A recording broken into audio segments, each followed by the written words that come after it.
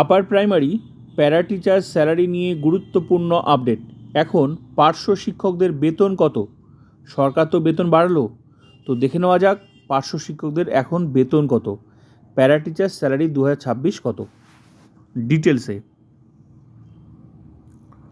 বেতন ছিল 13,593 টাকা বেতন ছিল, কিন্তু 5,000 টাকা বাড়লো। তাহলে নতুন স্যালারি কত হলো? 18,593 টাকা নতুন স্যালারি, কিন্তু পুরো টাকাটা পাওয়া যাবে না, এখান থেকে কিছুটা টাকা কেটে নেবে।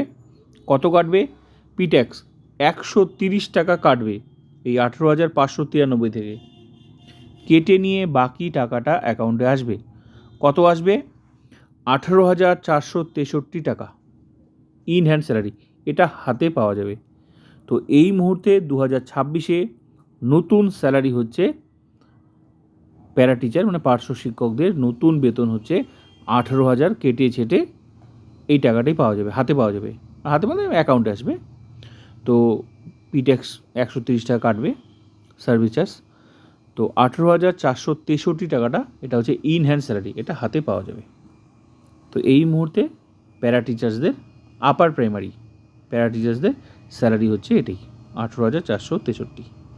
তো ভিডিওটা ভালো লাগলে like comment subscribe and share.